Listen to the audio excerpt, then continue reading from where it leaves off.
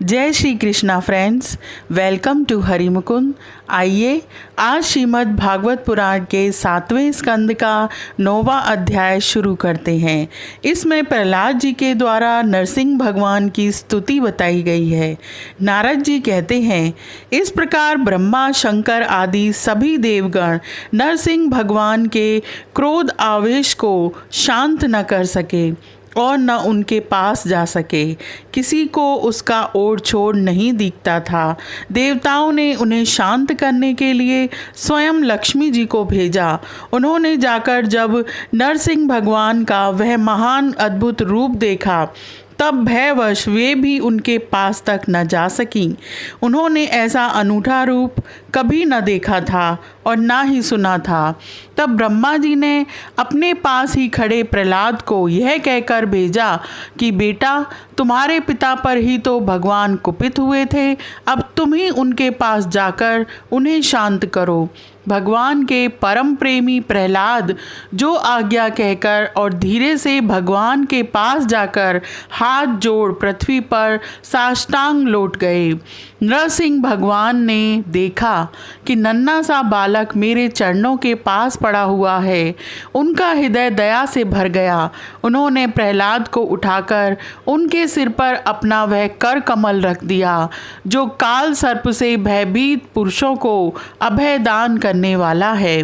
भगवान के कर कमलों का स्पर्श होते ही उनके बचे कुचे अशुभ संस्कार भी झड़ गए। उन्होंने बड़े प्रेम और आनंद में मग्न होकर भगवान के चरण कमलों को अपने हृदय में धारण किया। उस समय उनका सारा शरीर पुलकित हो गया। हृदय में प्रेम की धारा प्रवाहित होने लगी और नेत्रों से आनंद अश्रु झरने लगे। प्रहलाद जी भावपूर्ण हृदय और निर्निमेष नयनों से भगवान को देख रहे थे। भाव समाधि से स्वयं एकाग्र हुए मन के द्वारा उन्होंने भगवान के गुणों का चिंतन करते हुए प्रेम गदगद वाणी से स्तुति की।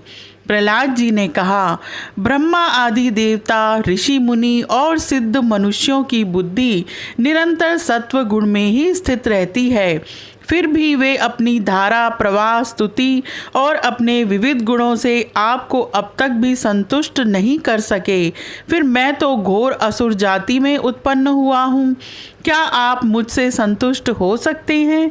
मैं समझता हूँ कि धन, कुलीनता, रूप, तप, विद्या, ओज, तेज, प्रभाव, बल, पौरुष, बुद्धि और योग, ये सभी गुण परम पुरुष भगवान को संतुष्ट करने में समर्थ नहीं हैं, परंतु भक्ति से तो भगवान गजेंद्र पर भी संतुष्ट हो गए थे।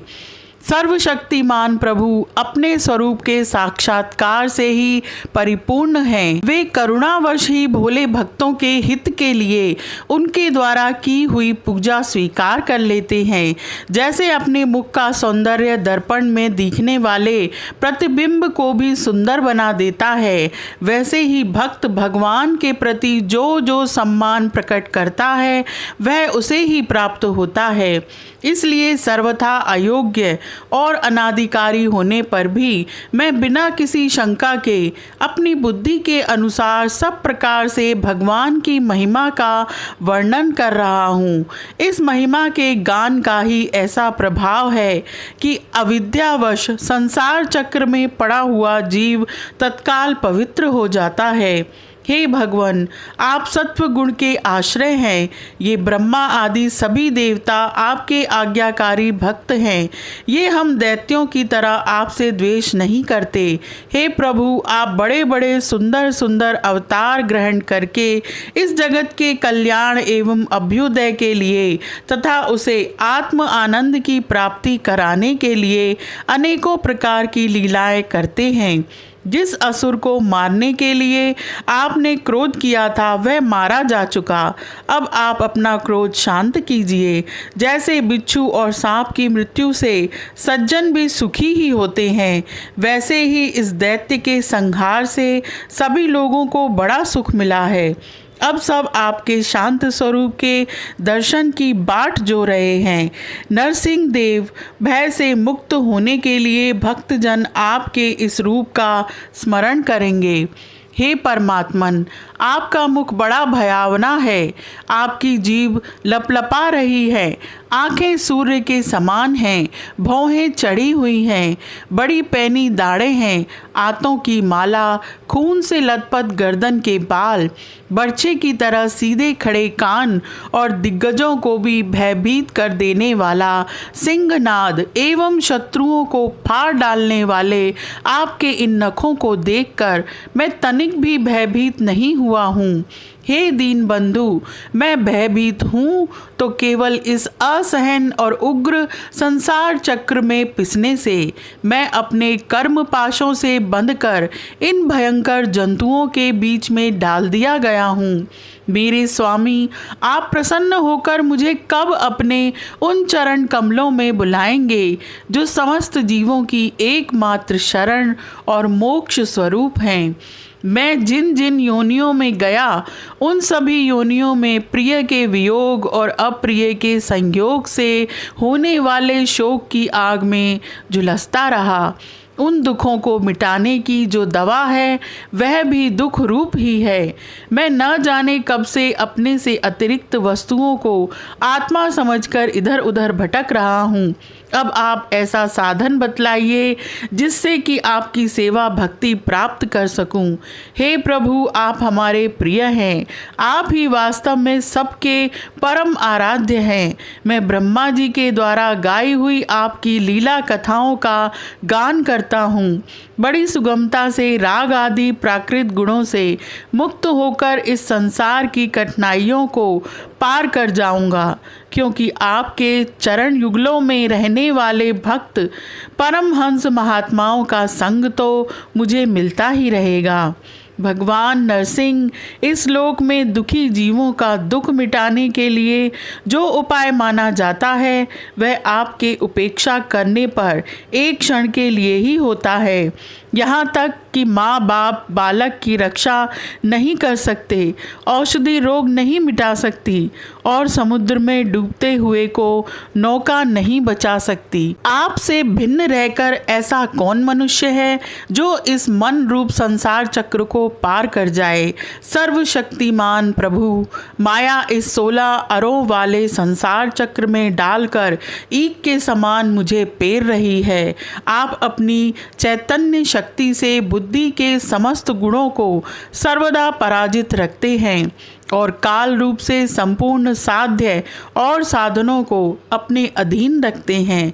मैं आपकी शरण में आया हूँ, आप मुझे इससे बचाकर अपनी सन्निधि में खींच लीजिए। हे भगवान, जिनके लिए संसारी लोग बड़े लालायित रहते हैं, स्वर्ग में मिलने वाली समस्त लोकपालों की वह आयु, लक्ष्मी और ऐश्वर्य मैंने खूब देख लिए। जिस समय मेरे पिता तनिक क्रोध करके हंसते थे और उससे उनकी भौहें थोड़ी टेढ़ी हो जाती थीं, तब उन स्वर्ग की संपत्तियों के लिए कहीं ठिकाना नहीं रह जाता था, वे लुटती फिरती थीं। किंतु आपने मेरे उन पिता को भी मार डाला, इसलिए मैं ब्रह्मलोक तक की आयु, लक्ष्मी, ऐश्वर्य और वे इंद्रिय भोग जिन्हें संसार के प्राणी चाहा करते हैं नहीं चाहता, क्योंकि मैं जानता हूँ कि अत्यंत शक्तिशाली काल का रूप धारण करके आपने उन्हें ग्रस रखा है। इसलिए मुझे आप अपने दासों की सन्निधि में ले चलिए। विषय भोग की बातें सुनने में ही अच्छी लगती हैं, वास्तव में मृग तृष्णा के जल के समान नितांत असत्य हैं, और यह शरीर भी जिससे वे भोग भोगे जाते हैं अगणित रोगों का उद्गम स्थान है। कहाँ वे मिथ्या विषय भोग और कहाँ यह रोग युक्त शरीर, इन दोनों की क्षणभंगुरता और असारता जानकर भी मनुष्य इनसे विरक्त नहीं होता।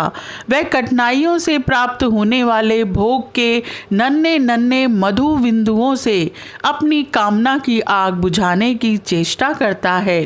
हे प्रभु, कहाँ तो इस तमोगुणी असुर वंश में रजोगुण से उत्पन्न हुआ मैं, और कहाँ आपकी अनंत कृपा। धन्य है आपने अपना परम प्रसाद स्वरूप और सकल संतापहारी वह कर कमल मेरे सिर पर रखा है, जिसे आपने ब्रह्मा, शंकर और लक्ष्मी जी के सिर पर भी कभी नहीं रखा। दूसरे संसारी जीवों के समान आप में छोटे बड़े का भेदभाव नहीं है, क्योंकि आप सबके आत्मा और अकारण प्रेमी हैं। फिर भी कल्प वृक्ष के समान आपका कृपा प्रसाद भी सेवन भजन से ही प्राप्त होता है। सेवा के अनुसार ही जीवों पर आपकी कृपा का उदय होता है। उसमें जातिगत उच्चता या नीचता कारण नहीं है। हे भगवान, यह संसार एक ऐसा अंधेरा कुआं है जिसमें काल रूप सर्प डसने के लिए सदा तैयार रहता है। विषय भोगों की इच्छा वाले मनुष्य उसी में गिरे हुए हैं। मैं भी संगवश उसके पीछे उसी में गिरने जा रहा था, परंतु हे भगवान, देवर्षि नारद ने मुझे अपनाकर बचा लिया। तब भला मैं आपके भक्तजनों की सेवा कैसे छोड़ सकता हूँ। जिस समय मेरे पिता ने अन्याय करने के लिए कमर कसकर हाथ में खड्ग ले लिया और वह कहने लगा कि यदि मेरे सिवा कोई और ईश्वर है तो तुझे बचा ले, मैं तेरा सिर काटता हूँ, उस समय आपने मेरे प्राणों की रक्षा की और मेरे पिता का वध किया। मैं तो समझता हूँ कि आपने अपने प्रेमी भक्त सनकादि ऋषियों का वचन सत्य करने के लिए ही वैसा किया था। हे भगवान, यह संपूर्ण जगत एकमात्र आप ही हैं, क्योंकि इसके आदि में आप ही कारण स्वरूप थे, अंत में आप ही अवधि के रूप में रहेंगे और बीच में इसकी प्रतीति के रूप में भी केवल आप ही हैं। आप अपनी माया से गुणों के परिणाम स्वरूप इस जगत की सृष्टि करके इसमें पहले से विद्यमान रहने पर भी प्रवेश की लीला करते हैं और उन गुणों से युक्त होकर अनेक मालूम पड़ते हैं। हे भगवान, यह जो कुछ कार्य कारण के रूप में प्रतीत हो रहा है वह सब आप ही हैं और इससे भिन्न भी आप ही हैं।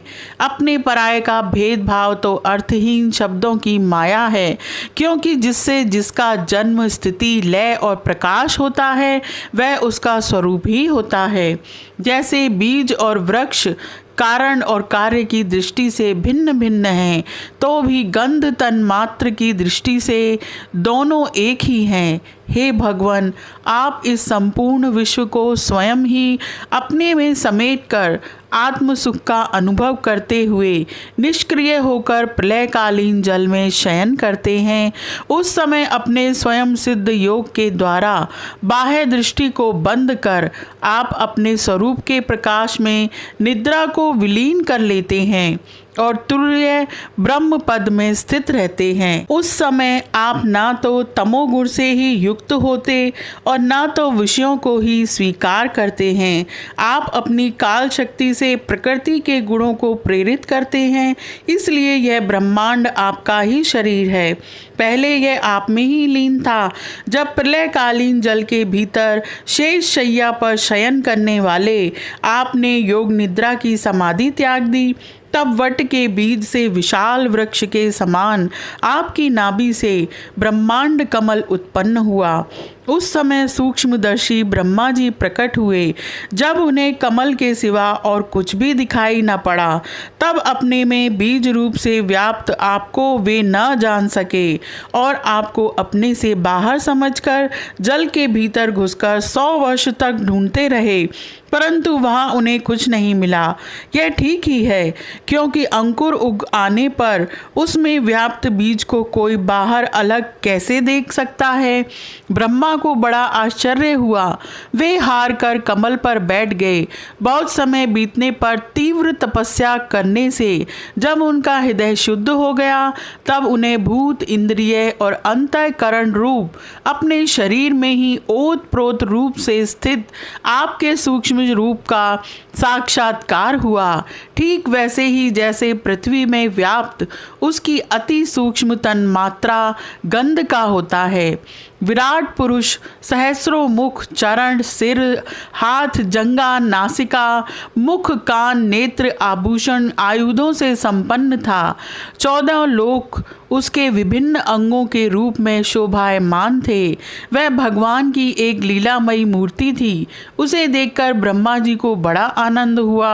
रजोगुण और तमोगुण रूप मधु और कैटभ नाम के 2 बड़े बलवान दैत्य थे। जब वे वेदों को चुराकर ले गए तब आपने हयग्रीव अवतार ग्रहण किया और उन दोनों को मारकर सत्व गुण रूप श्रुतियाँ ब्रह्मा जी को लौटा दी। वह सत्व गुण ही आपका अत्यंत प्रिय शरीर है। महात्मा लोग इस प्रकार वर्णन करते हैं। हे पुरुषोत्तम, इस प्रकार आप मनुष्य, पशु, पक्षी, ऋषि, देवता और मत्स्य आदि अवतार लेकर लोकों का पालन तथा विश्व के द्रोहियों का संहार करते हैं। इन अवतारों के द्वारा आप प्रत्येक युग में उसके धर्मों की रक्षा करते हैं। कलयुग में आप छिपकर गुप्त रूप से ही रहते हैं, इसलिए आपका एक नाम त्रियुग भी है। वैकुंठनाथ, मेरे मन की बड़ी दुर्दशा है। वह पाप वासनाओं से तो कुलूषित है ही, स्वयं ही अत्यंत दुष्ट है। वह प्रायः ही कामनाओं के कारण आतुर रहता है और हर्ष, शोक, भय एवं लोक परलोक, धन, पत्नी, पुत्र आदि की चिंताओं से व्याकुल रहता है। इसे आपकी लीला कथाओं में तो रस ही नहीं मिलता। इसके मारे मैं दीन हो रहा हूँ। ऐसे मन से मैं आपके स्वरूप का चिंतन कैसे करूं? हे पुरुषोत्तम, मोक्ष के 10 साधन प्रसिद्ध हैं। मौन, ब्रह्मचर्य, शास्त्र श्रवण, तपस्या, स्वाध्याय, स्वधर्म पालन, युक्तियों से शास्त्रों की व्याख्या, एकांत सेवन, जप और समाधि। परंतु जिनकी इंद्रियां वश में नहीं हैं, उनके लिए ये सब जीविका के साधन व्यापार मात्र रह जाते हैं। और दंभियों के लिए तो जब तक उनकी पोल खुलती नहीं तभी तक ये जीवन निर्वाह के साधन रहते हैं। वेदों ने बीज और अंकुर के समान आपके 2 रूप बताए हैं, कार्य और कारण। वास्तव में आप प्राकृत रूप से रहित हैं, परंतु इन कार्य और कारण रूपों को छोड़कर आपके ज्ञान का कोई और साधन भी नहीं है। काष्ठ मंथन के द्वारा जिस प्रकार अग्नि प्रकट की जाती है, उसी प्रकार योगी जन भक्ति योग की साधना से आपको कार्य और कारण दोनों में ही ढूंढ निकालते हैं, क्योंकि वास्तव में ये दोनों आपसे पृथक नहीं हैं, आपके स्वरूप ही हैं। अनंत प्रभु वायु, अग्नि, पृथ्वी, आकाश, जल, पंच तन्मात्राएं, प्राण, इंद्रिय, मन, चित्त, अहंकार, संपूर्ण जगत एवं सगुण और निर्गुण सब कुछ केवल आप ही हैं। और तो क्या, मन और वाणी के द्वारा जो कुछ निरूपण किया गया है वह सब आपसे पृथक नहीं है। समग्र कीर्ति के आश्रय भगवन ये सत्व आदि गुण और इन गुणों के परिणाम महतत्व आदि देवता, मनुष्य एवं मन आदि कोई भी आपका स्वरूप जानने में समर्थ नहीं है, क्योंकि ये सब आदि अंत वाले हैं और आप अनादि एवं अनंत हैं। ऐसा विचार करके ज्ञानी जन शब्दों की माया से उपरत हो जाते हैं। परम पूज्य, आपकी सेवा के 6 अंग हैं: नमस्कार, स्तुति, समस्त कर्मों का समर्पण, सेवा, पूजा, चरण कमलों का चिंतन और लीला कथा का श्रवण। इस षडंग सेवा के बिना आपके चरण कमलों की भक्ति कैसे प्राप्त हो सकती है और भक्ति के बिना आपकी प्राप्ति कैसे होगी? हे प्रभु, आप तो अपने परम प्रिय भक्तजनों के परम हंसों के ही सर्वस्व हैं। नारद जी कहते हैं, इस प्रकार भक्त प्रहलाद ने बड़े प्रेम से प्रकृति और प्राकृत गुणों से रहित भगवान के स्वरूप भूत गुणों का वर्णन किया। इसके बाद वे भगवान के चरणों में सिर झुकाकर चुप हो गए। नरसिंह भगवान का क्रोध शांत हो गया और वे बड़े प्रेम तथा प्रसन्नता से बोले। श्री नरसिंह भगवान ने कहा, परम कल्याण स्वरूप प्रहलाद, तुम्हारा कल्याण हो। मैं तुम पर अत्यंत प्रसन्न हूँ। तुम्हारी जो अभिलाषा हो मुझसे मांग लो। मैं जीवों की इच्छाओं को पूर्ण करने वाला हूँ। जो मुझे प्रसन्न नहीं कर लेता उसे मेरा दर्शन मिलना बहुत कठिन है, परंतु जब मेरे दर्शन हो जाते हैं तब फिर प्राणी के हृदय में किसी प्रकार की जलन नहीं रह जाती। मैं समस्त मनोरथों को पूर्ण करने वाला हूँ। इसलिए सभी कल्याणकामी परम भाग्यवान साधुजन जितेंद्रिय होकर अपनी समस्त वृत्तियों से मुझे प्रसन्न करने का ही यत्न करते हैं। असुर कुलभूषण प्रहलाद जी भगवान के अनन्य प्रेमी थे, इसलिए बड़े बड़े लोगों को प्रलोभन में डालने वाले वरों के द्वारा प्रलोभित किए जाने पर भी उन्होंने उनकी इच्छा नहीं की। यह अध्याय यहीं समाप्त होता है। आज के लिए इतना ही। Please like, share and subscribe my channel. Thank you.